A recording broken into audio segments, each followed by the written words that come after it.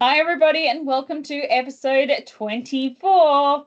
Today's topics are the 2025 season of Farmer Wants a Wife and farm wives are not the most dangerous animal on the farm after the new farm safety report.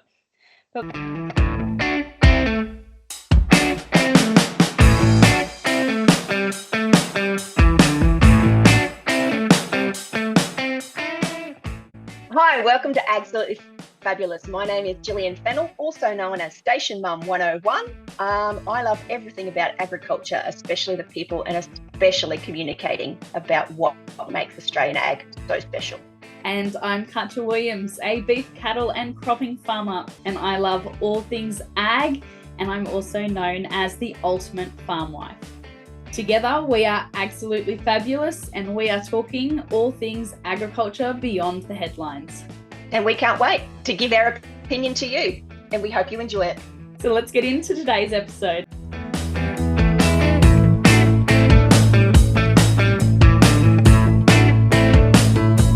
But before we jump into those topics, let's have some chit chat. Gillian, what's been happening this week on station? Well, it has been pretty hot and unpleasant for about the past week. Cool change came through last night, so that's been a massive relief. We've all got jumpers on today, so that's a really good thing. Autumn has finally started. Let's hope it hangs around for a bit longer. Other than that, I've just been killing plants. Yeah. On purpose? Not a lot. I bought some vegetable seedlings last time I flew into Coopede and picked them up at the supermarket. The spinach didn't even make it out of the house. Like, it died in the kitchen. Didn't even get to be transplanted. The parsley's looking pretty sad. Yeah, so it's not looking good for the vegetable harvest this year. I did get asked, when will we have snow peas? And I said, the way we're going, probably never. But I was waiting for the cool change that came before I planted them out, because even not putting them on my veranda just to get a little bit of sunlight, they very nearly cooked. So, yeah, that's what's been happening here. Just killing a lot of plants, keeping a lot of things alive, the animals alive, garden, not so much. What have you been up to? This week has been absolute flat bicky to the point where I didn't write it down and now I'm not so sure. So it was just Ned and I on farm this week. Him and Liz were off at bull sales. So we were just running both places, going flat bicky with the 4 kids. So calving has started, situation normal and everything else. So how are the bull sales going? Is there a bit of confidence around, or are people still a bit cautious? They're still a bit cautious. The quality's not quite there as it used to be in previous seasons either, and I think that's to do with the genetic chasing, with the American system that they've implemented instead of sticking with stockmanship, instead of actually looking at the animal for what they are in front of you. People have tried to chase genetic markings and single traits and figures rather than a full body type bull, and it's starting to show in the Australian market.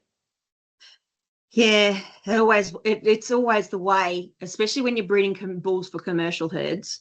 We find that, like, anything that goes to shows and that sort of thing will never perform in the paddock because they chase different markers than what we require. If the animal can't walk around the countryside, that's no good to us. Yeah. So it's starting to reflect to the market. So we'll see. There's caution there because of the season. There's caution because of what the government's currently doing with all the export bans and the commodity prices and the tariffs that Trump's putting on. So we shall see what it reflects. I think we won't truly know for another couple of months what it's going to do in the market. Yep. Yeah, a bit of uncertainty around, to be sure. All right. So should we talk about your favourite show? Let's jump into Farmer Wants a Wife.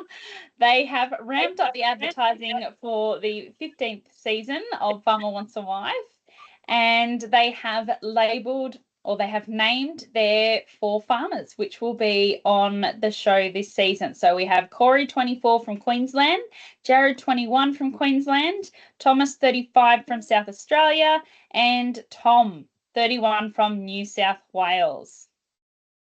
That's not that only 4. Like, that's not a lot. Like, do you think that Farmer Wants a Wife isn't so popular now because they've got things like Tinder and stuff? Like, Oh, gee, or is everyone a bit sick of having the piss taken out of them for going on the TV?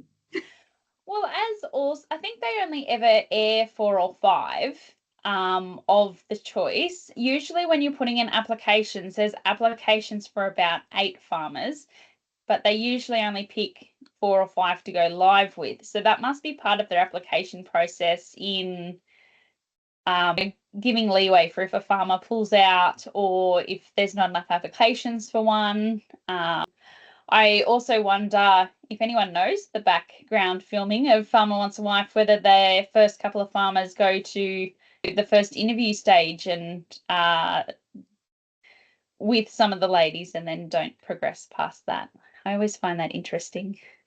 Yeah, the whole premise of it I find very, I don't know, disturbing, I guess. It's like publicising what is generally a very intimate sort of personal like thing, and they're making a competition. And there have been some success stories, I do know, and we're hearing from some of those success stories at the Farm Wives Conference next month. But man, there's been some train wrecks too. Like, yes, it's wild. And I always say to my friends, and from a lot of the past contestants, and I think the producers are getting a lot better at weeding out this. Like, you watch them on the TV, and I know the way they edited them and this and that and everything else, but like, you watch them and you go, yeah, there's a reason that bloke's still single at 45. Like, there's a reason some of these blokes that used to be on these shows were still single at like 35, 45, because and given the fact that in rural regional areas, and like, I know they're saying, oh, well, there's not enough women, but plenty of other blokes seem to marry up. So yeah, it'll be interesting to see. We'll recap every Monday, will we, what's happened, to watch them clean out troughs and that sort of thing? See how many people wear white sneakers in the cattle yards. I love watching it because of the I think it really sort of summarizes some of that, what we call the honeymoon stage on farm. And so you sort of go into meeting a farmer and farm life, and it's very romanticized, and it's very much, they'll take a little extra time to do those 1%ers. Like, they might do some candles or some fairy lights or something in the shearing shed or down the paddock. I don't think that's the men doing that. I think that's the producers of the TV show doing that. I don't think the men have anything to do with it at all. Well, when Ned and I first started dating, he would do things like that for me. Like, one of my favourite Valentine's Day, we were building the new hay shed, and he took me up on the scissor lift, and we sat on top of the new hay shed, and he had tea candles. No hay was in the shed at this point, but he had tea candles lit in the gutter, and I don't think we've done anything like that since we've got married. But I do think, like, some of the cleaning out the troughs and the jobs and things that they get, I mean, that's on my list to do next week. So there's still jobs that we actually need to do. It is pretty interesting because they do, like, they romanticize, like, oh, come with me in the harvester and sit on the dicky seat, and and if someone said that to me now, oh, well, you want to spend the day in the harvester with me, babe? I'd be like, no, piss off. I've got better things to do with my time than sit in a goddamn harvester all day. What is wrong with you?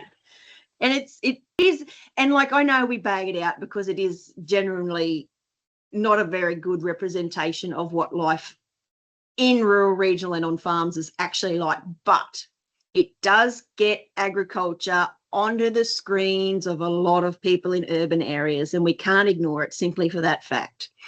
So, and again, we are not the target audience for this show. No. It is romanticizing life on the land. It is romanticizing, marry a big spunky farmer and move to the country and do a culture and have 100 fruit trees and make your own jam. And that's not a bad thing, because we need more people who live in rural and regional areas and marry and go to farms and those sorts of things, because otherwise our communities won't thrive. So I think it is doing a good thing in the sense that it's showing that it is a nice way to live. It's not all like, because we do have our fair share of terrible things happen, and that is always widely publicised, the droughts, the floods, the bushfires. It's showing the other side of that coin, the nice things that happen and the nice places we live and the nice things that we do. It's not always terrible things. Sometimes it's really good as well. So as much as it makes me want to crawl into a hole and die, I do see its value. Yes, I do hope that there is a lot more support for them on the other side, especially for those. There is quite a few. They've done a reel recently about how many farm once wife babies and things that are now on the farm, and how many were successful long-term relationships, which is really exciting. We'll be listening to 2 of the long-term relationships at the conference, as you said. So I really hope they're doing their due diligence in actually setting them up with support after the show, after the cameras stop. And if they're not, they should send them my way to the Ultimate Farm Wife. There's a plug for that. They certainly should. And I wonder, like, where do the producers of these sorts of shows, like, because the families, like the brothers and sisters and parents of the farmers, get involved as well. So what level of support and, I don't know, even counselling or relationship management or something, communications training or something is given to these people? Or do they just go, bye, make your own arrangements now, we've just given you this most disruptive experience of your entire lives and parachuted a complete stranger into your life. See you later. People are going to recognise you if you walk down the street. You know, your neighbours are going to talk about what they saw on the TV. See you later. And I would really hope that the production companies and stuff do take their role in that more seriously, because when you do put people under large amounts of stress for entertainment, because Survivor and all those sorts of things are the same sort of thing, and then abandon them, that can be really devastating. Yeah. So if you're listening to the episode and you know the answer for that, jump in our comment section on our socials or send us a message so we can read that out in our recaps as we continue along with the series. Yeah, if you were a past participant, we will keep you anonymous. Feel free to share your behind the scenes views and opinions of how you were treated and how the aftermath washed up and how it affected your life. You know, we won't share your identity in any way, shape or form. But yeah, really interested to know the impact that it had on you and your community, I guess, because your whole community gets involved. Absolutely. So I had one last note, and that was, I think, before the series even going live and actually really meeting these guys over whatever the production team decides to put forward, I think Jared will be a fan favourite this season, purely based on a couple of comments that I've heard, and that is people comparing him to Casey on Yellowstone. Oh my God. Bloody Yellowstone again. Again. We'll see. Because I must confess, usually I go and like look at their pictures and those. I haven't even bothered to look this time. You sent me the link and said, oh, this is happening. I'm like, yeah, cool. I haven't bothered to look to see what they actually look like and stuff. And it's funny now, the more people I'm getting to know within South Australia and stuff, because we're a pretty small state agriculturally, there's a really good chance that I know the South Australian contestant's family or friends or people in his community. And so I don't want to get, I don't know, not too involved. I don't want to because again, what you see on TV isn't what really happens. That's edited, that's scripted, that's all these sorts of things. So you can't then be judging people for what you see on TV. And I don't want to fall down that rabbit hole, because it's a stressful enough experience without random people commenting on what you look like, what you do, how you sound, all these sorts of things. So for those contestants who are participating, you are very brave. You are very, very brave. Maybe a little bit stupid, but very brave. Yes. One of my beautiful cousins made it through as a parent's choice for one of the previous series, and so I'll have to follow up with her on some of that side of the production as well, because I don't know if they sign non-disclosures, but she's been very quiet about her time. Oh, they'd have to sign a non-disclosure agreement, because otherwise, because there's such a lag too between filming and airing, the amount of like damage you could do to that program in that interim if you had a bad experience or if you felt sort of aggrieved by something that had happened. And like, I wouldn't like to be pursued by TV company lawyers. I think that would be a very stressful experience indeed. So, Well, Claire Hocking, speaking at the conference, she moved to her farm, to her farmer's farm, and they very shortly after had their beautiful baby boy Roy. So she will be talking a little bit in her conference piece about moving to a community where you're not allowed to tell anyone you're there. You're not allowed to be seen. You're not allowed to be seen pregnant. You can't celebrate. So part of that will be part of her presentation and speech at the conference. Goddamn television. Why do we need reality TV? And here we are talking about it. So there's your answer. Because people enjoy it. So Gillian, that takes us to the mid of our episode. And this part of the episode is sponsored by Farm Table. So thank you, Farm Table. Farm Table now hosts our podcast page, our landing page. So I will add that in the show notes below for you all to check out. But welcome to Farm Table. Farm Table is a proud independent Australian agricultural knowledge platform, bringing together the most relevant and curated agricultural resources from around the globe. More than that, Farm Table supports industry collaboration, peer-to-peer networking, and functions to build the capacity of individuals and organisations across the entire Australian ag supply chain. With over 3,000 resources, the latest agricultural events, funding opportunities, grants, micro courses and workshops all in one location, Farm Table makes it easier to find the information you need. Beautiful. So questions and answers this week. So we had a few people write in. So we asked in last week's episode what the name of the third category of farmers should be if they're not first generation farmers. If they're not generational farmers, what's the third category if they've got farming experience and background, but they're going out on their own? And so some of the suggestions were a self-made agro-entrepreneur, a legacy builder, self-funded farmer, or I like that one. And the last one, which was my favourite, which is farm-bred, self-led. That's another good one too. There's a couple of good contenders in there. And you know what? I think we should slap them on T-shirts and stickers and include them in the AgFab merch, because I think there'd be quite a few people out there who meet that criteria. Self-funded farmer, I think that's a really, because there's a lot of people like that. There's a lot of people who take up contracting or shearing or contract mustering, and all for the hopes of one day owning their own bit of land. But that was excellent suggestions from our listeners. So keep them up, keep it up, guys. Send us anything you like. We're very conversational. We'll talk about anything. Yeah. We'll answer anything. We don't care.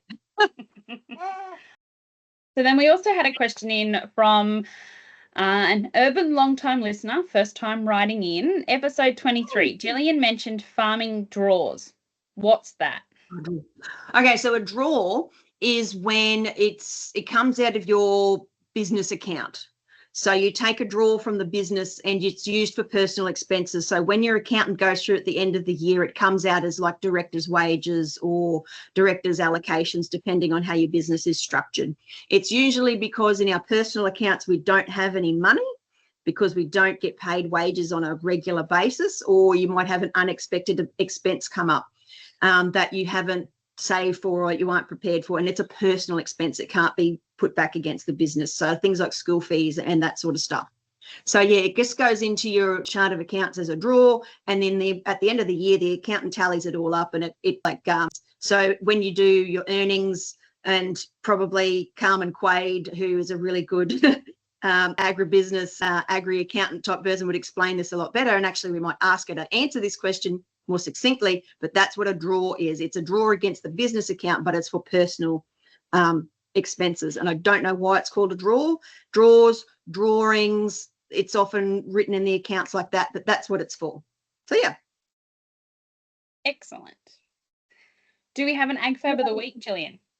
We do. We have Alex from Plant a Seed for Safety, because this is where the next section came from. So Alex, South Australian girl, she has been very passionate for many years about improving farm safety rates, and doing a pretty good job. And the message that she has is that it doesn't need to be complex. It just needs to be simple, because the simpler it is, the more people who will listen and do the safe thing. Not the right thing, not the wrong thing, but the safe thing. And her other catchphrase is save a life, listen to your wife, because how many times have you looked at your partner and gone, I don't think you should do that. That's a terrible idea. That's really quite dangerous. And anyone who's lived and worked on a farm for any amount of time will have seen some incredibly dangerous scenarios and shenanigans happen. For a lot of different reasons. And, not here to judge, because we do very similar things ourselves here. But I think it's time we started taking farm safety a little bit more seriously, as this next section of the podcast will demonstrate why we need to take it more seriously. What happens when a farmer and cook get together? Gondwana macadamias, where they care about the big picture. They are passionate about the ancient benefits of macadamias and creating nourishing, enriching products for modern kitchens and bathrooms. They have also launched into skincare. Thank you, Mel and Ron, for sending Gillian and I a care package of your products to trial over the next few weeks. We're looking forward to giving them a go, sharing our feedback and the benefits of your products with our audience. Gillian and I were lucky enough to have received the macadamia moisturizer, macadamia gritty hand wash, as well as their brand new product, Glow Face Mist, a lightweight macadamia mist designed to hydrate, brighten, and rejuvenate your skin. This refreshing mist is infused with nature's finest ingredients. Glow harnesses the natural beauty of macadamia oil to deliver a nourishing experience that's perfect for all skin types. It's not greasy, its fast-absorbing formula makes it ideal for daily use, leaving your skin soft, smooth, and glowing with vitality.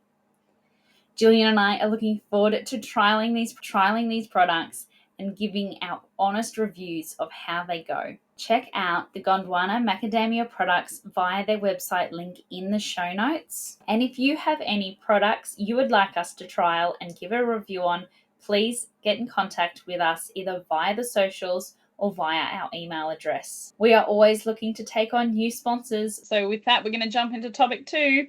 Farm wives are not the most dangerous animals on the farm. New farm safety report shows this. Gillian's read the safety report. I have not. So Gillian, take us away.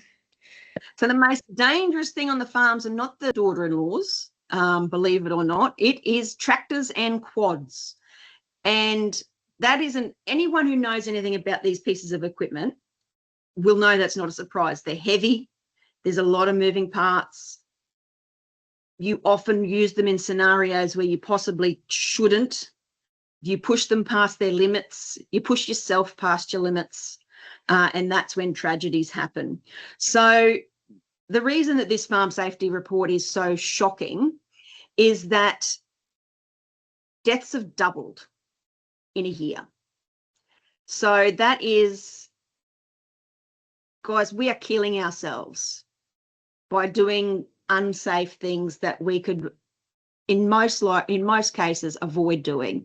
We're putting ourselves and our families at risk, because when you're the main farmer, whatever your gender is, and then you kill yourself accidentally, as it may be, or permanently injure yourself, then your entire family will suffer, not just because of your loss, which is obviously an insurmountable tragedy that you'll carry for the rest of their lives.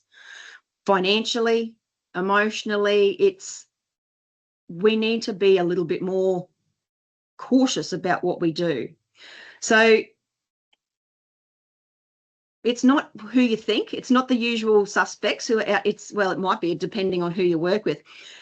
People who are 50 years old and plus and male are the ones who are out here doing dangerous shit and losing their lives because of it. But the other big cohort in this are children. So we all know farms are dangerous places. We all know dangerous things happen, but we need to change our attitude. We need to change what we're doing if we want to make significant changes to the death rates on farms, because it's really frightening actually to know because we all hear about, oh, such and such tipped their quad over and they died. Oh, that's a tragedy. We shouldn't be hearing that. We shouldn't be hearing those sorts of stories.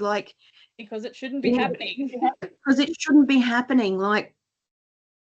And some things, accidents happen, genuine accidents happen. And that is when you're working with livestock, when you're working outside, when you're working with heavy machinery, there's a lot of these things that are genuine accidents, but there is a hell of a lot that are also preventable, because we are not taking the care and time that we need to do it the safe way.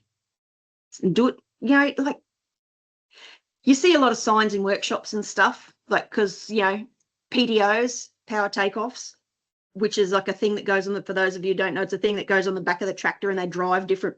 So you're using the engine of the tractor essentially to drive a piece of machinery that doesn't need to have an engine of its own. So it's a thing that's, if you get something caught in there, that is catastrophic, because you've got the whole horsepower of that tractor driving that PTO. So it will rip your arms clean off. And I do know a lady who actually had that happen to her. And she survived, but, massive, massive trauma for herself and her whole family. So, you're meant to have guards and all these sorts of things. If your PTO doesn't have a guard, put one on it. There's a sign I see in some workshops around the place that says, don't put your hand somewhere where you wouldn't put your dick. Mm-hmm. So if it looks like it might really hurt, don't stick your arm in there, because it will most likely hurt yourself. And when you're in a remote area, regional area, where you don't have immediate access to medical assistance, then it can cost you your life. Something that may just be, just an amputation or just a bit of blood loss can kill you if you're doing it out in the back paddock and no one knows where you are or what you're doing or when you're supposed to be home. So many of these things that we need to learn a different way. Stop being so goddamn stubborn and independent and actually think about the safe way to do things. It's not soft. You're not a wuss. Don't worry about how Granddad used to do it. Do you want to live or not? That's literally the choice you're making. So yeah, it is not great. So let's stop killing ourselves. If safety is something that our listeners are hearing and they know they want to make changes, but they're not sure what they can make changes on, Beck Fing has a great course that you can do. I've done her course. You can follow Alex, Plant a Seed to Safety. She has incredible advice and as well.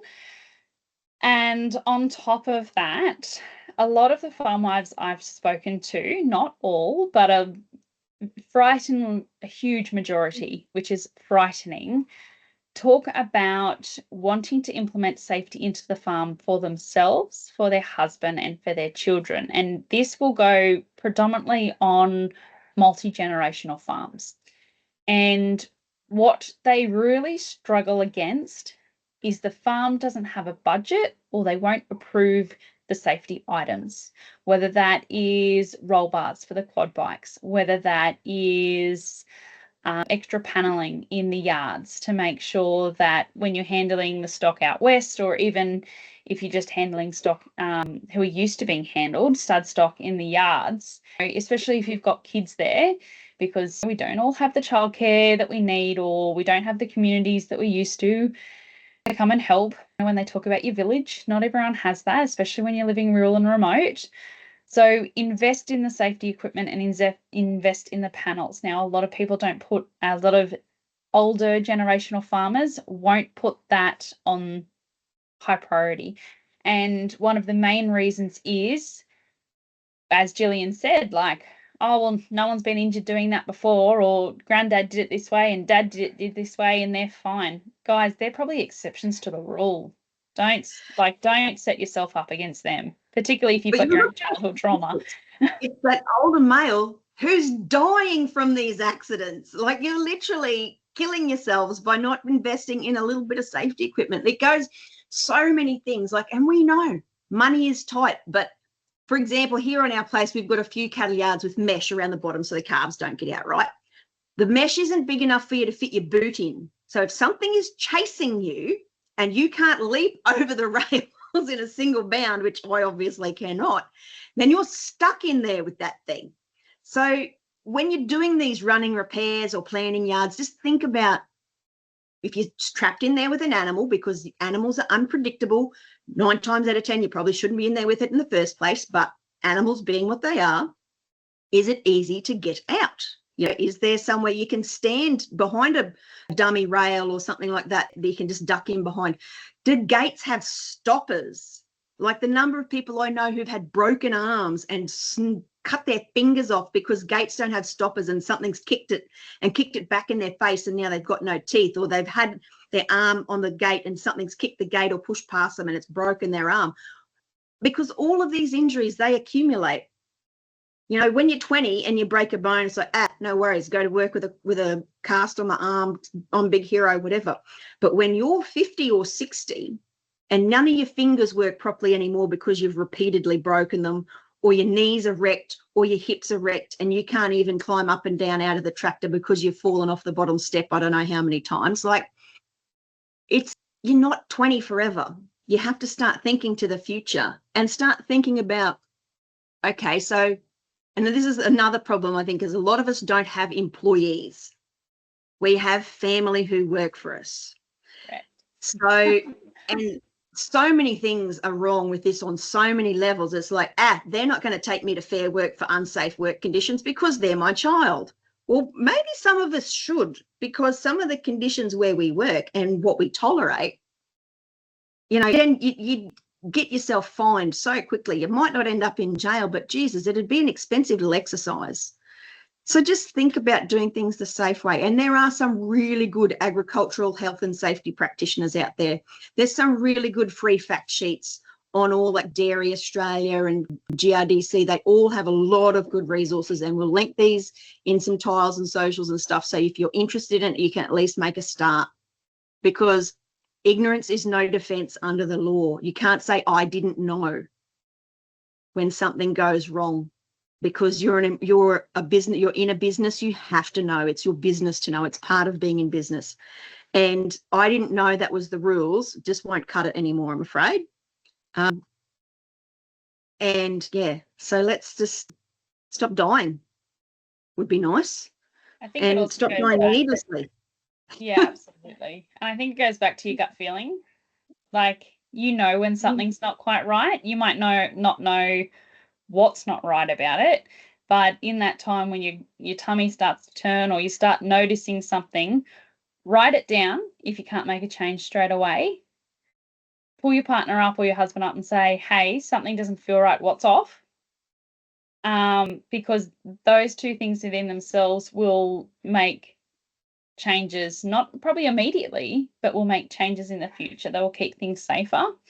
And also, I spoke to Alex when I interviewed her on The Ultimate Farm Wife, I think it was last year, and I'll probably link that interview below as well, is that, okay, if the farm's not ready to make change, if they're not wanting to invest in change, I'm going to implement a mindset where I'm not being a safety supervisor, but say for us, Ned will bale hay all night, and then he will work all day in the cattle yards. Like, a lot of them do not get much sleep or any sleep before they do what has to be done during the day. Baling is like an added thing they do at night. So for me, I go, right, every time I'm up there with the baby, I'm going to call and check in. I'm just doing a check-in, just letting you know I'm awake and I'm up with the baby, you know. But really what I'm doing is I'll ask him 4 or 5 questions about how he's going. and what he's up to and how he's feeling. Is he feeling tired? Did he find that extra coffee I put in his lunch bag? Has he eaten something? How's his phone battery going? All those sorts of things that seem like nothing questions. But to me, I'm listening to the way he's talking. Yep, no, it's not slurring. Seems to be very alert. He's eaten something, he's drunk something, he's got full battery and he's listening to a podcast or something along while he's in the cab. So he's not just sitting there in silence listening to the white noise. And then I'll also put in my phone alarms. Okay, I know I feel tired around 12 o'clock and just before the sun comes up. They're my 2 points where if I'm up at night, particularly when I was doing shift work in the mines, they were when I would feel the most tired. So then I would set an alarm, whether I was up with the baby or not, the alarm would go off and I would call him, have a chat for a few minutes, do my assessment, all good. Keep going. So I think safety doesn't necessarily have to be a physical barrier. It could just be a mindset. It could just be a check-in. And there's something that we can do no matter if the farm is on board or not. Yep. And it's that self-management, I think, is a lot of it comes back to. But fatigue will kill you as quick as anything else. I know a bloke who has wrecked 2 Toyota Land Cruisers because he's been out dam sinking and in the middle of the night tried to load the bulldozer onto the back of the drop deck and driven clean off the side of the drop deck and tipped the bulldozer arse over head on top of the Land Cruiser because he was too tired to see properly. So, That's fatigue is probably the biggest thing. Well, the fact he did it twice. So like, learn the first time. Have a nap, then load it. That's why swags are invented. Like, just roll out your swag and have a sleep. Like, we put ourselves under so much pressure to get there, to get done. And especially when you're working with livestock or a time-sensitive, time-critical crop that needs to be handled now. And again, we don't have a lot of employees. We are often doing this ourselves. We're working around the clock to get harvest, seeding, whatever it is that needs to be done when the window is right. If you're spraying and the inversion is right, you have to get out and get it done immediately. All these sorts of things. But you also need to manage your fatigue because you're no good to anyone if you're dead. Yeah. So, yeah, just think about doing things a safer way. And brainstorm with everyone else ways you can do it safer, because someone else, it could be a really simple solution like I do X, like Karcher makes her phone calls, like spot trackers, all of these sorts of things. They do exist. It's simple, but it's hard. And that's often the case with so many of these things. It's easy to say, but often really, really hard to put in practice. But guys, please, we got to stop dying. There's not enough of us as it is. Like, this is needless. The effect it has on your family and your community will last generations. So let's think about how to do things a safer way. Please. And it's okay to say no. If you don't feel comfortable doing something, yep, there'll probably be a blow up. Some will probably get offended and say stupid things they shouldn't. But do not put yourself at risk and draw that hard line in the sand. No, I will not do that because of X, Y, and Z. If you can justify yourself, or even if you don't quite know why that tummy is doing some flips, not right now. I feel like further assessment is needed, or I need to learn more about this task before I jump in. One thing I've learnt that I spoke about previously on the podcast is I can do that, but not right now.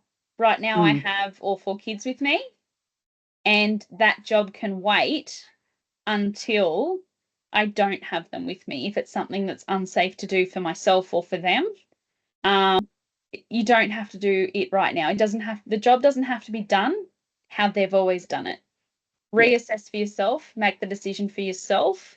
And if you've got your kids with you, make sure you're assessing it for the kids as well. One, they probably don't need to see you have a big injury or worse.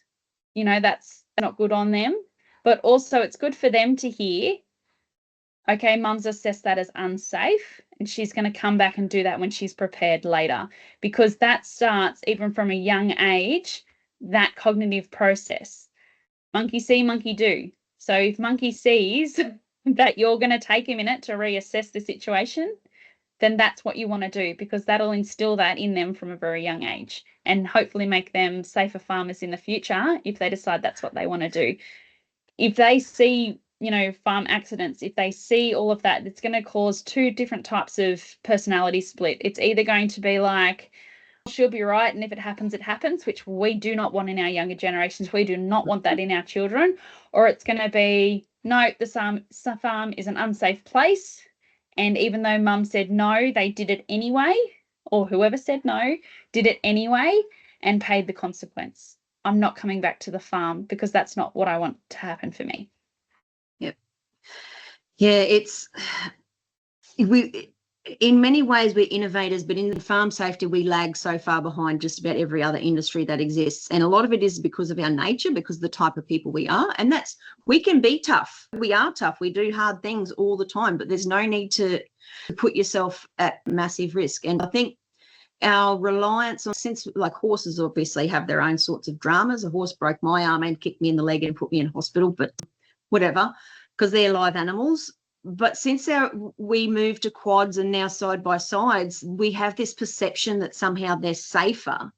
They go really fast. A lot of us don't wear helmets because we're out in the sun, so we wear a hat. Like, you're meant to wear a helmet when you're in a quad. When you're in a side by side? How many people do that? I don't think I've seen a single one, unless it's on a safety video. How many people even wear a helmet when they're riding a horse? Like, I know I don't, which is a very unsafe thing to do, because if I get tossed on my head, then that's it. My brains are on the ground. But we take these risks and we calculate the likelihood of it, going poorly. And I think a lot of times we overestimate our own abilities, and we let people, because a lot of these quads, they're high-powered machines and they're heavy. And so you let young people ride them. They're very light people. They tip over quite easily. We don't manage the risks appropriately. And I think that's where a lot of these accidents are happening, because we feel safe, but we shouldn't. And we need to sort of take a step back and reassess our own abilities on occasion as well. Yeah.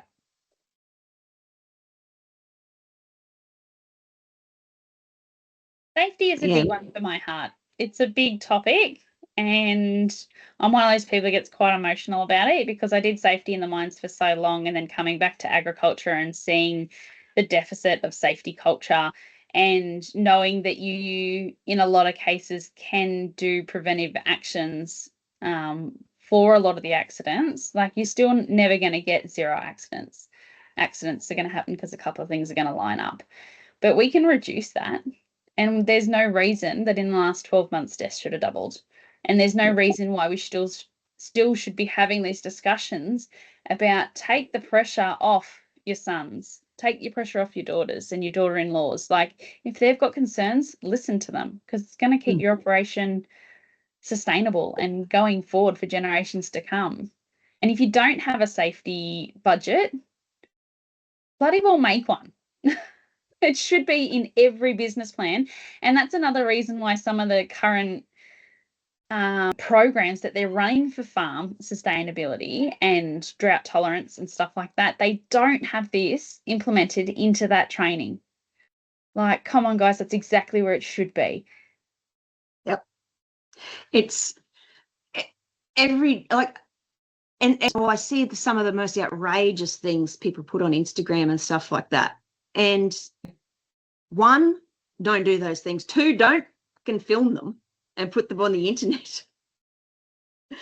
Like, it's just do things a little bit safer. No one's saying that you have to wrap everyone up in cotton wool and you can't do hard things, because sometimes we do have to do risky things, especially when you're working with livestock, large machinery, moving parts, grain augers, all those sorts of things. If the guard is broken, replace it.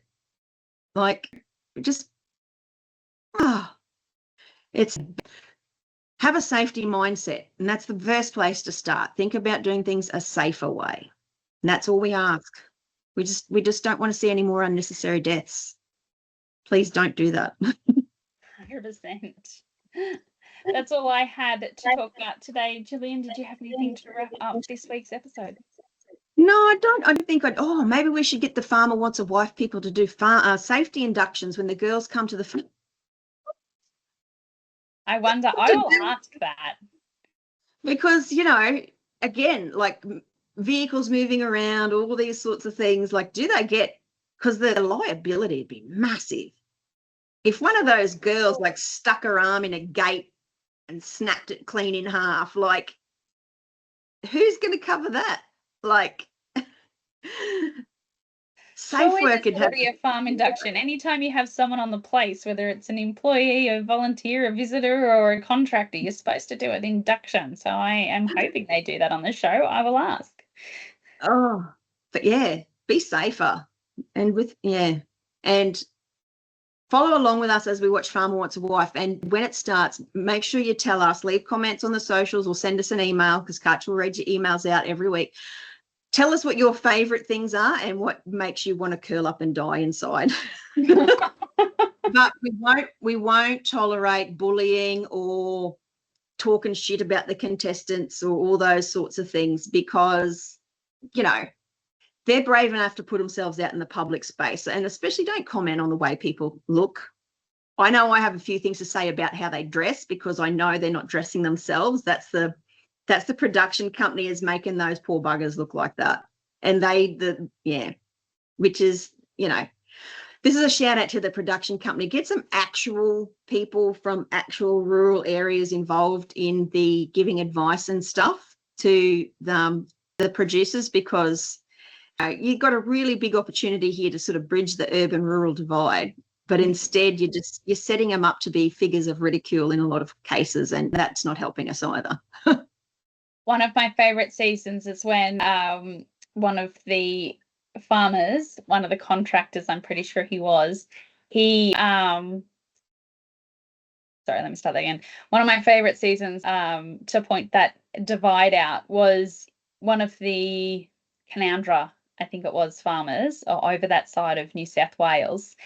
He, for the entire series, wore a lady's hat. And I don't think anyone pointed it out to the production team. So it was quite obvious that it's not the hat he probably would have chosen to wear, and he didn't know much about the Akubras or the Statesmans or anything like that, because it was a lady's hat. And it's interesting how, like, this is how the Americanisms and stuff creep in. Like, they put them in black hats. Like, you talk to anyone from the olden days, like your grandfather, or if he turned up on the mail truck to start a job and he had a black hat on, I'd just send him straight back to town. Like, it's a real big. Someone in a black hat. It's a big thing. Like, it's those sorts of, like, we're losing, I think, that sort of connection to our heritage and our traditions as, like, rural Australians, because it's Americanisms are creeping in and that sort of stuff. But yeah, because their only point of reference is places, is things like Yellowstone, and go back and watch The Man from Snowy River or something like that. Yeah. Even McLeod's Daughters, like, because it was filmed in South Australia, so a lot of the costuming was done by a local South Australian rural clothing brand who make work shirts and those sorts of things, and rugby jumpers and stuff. So even McLeod's Daughters, like, as much as we're like, they're so clean and they've got their hair shirts tucked in, and even that was more accurate than what you see these days. So yeah, it'll be fun. That's all it is, fun. So don't be mean to the contestants. And again, remember, the way it's edited may not be the way it actually happened, because I know they like to make at least one girl out to be a villain and one girl out to be a doe-eyed innocent, but yeah, just because that's the way it appears on the screen does not mean that that's the way it is. Or who they are in reality, because they are hooked up to mics all the time. So even some of them will say, I did say that, but not during the filming of that episode, or whatever it would be. Yeah. And a lot of them, they're young people, and, don't ruin their whole lives over something that they see as a fun sort of, once in a lifetime opportunity. Don't bully them to the point where they get really depressed and stuff, because realistically, they're not doing anything to you. Leave them alone. Yeah, absolutely.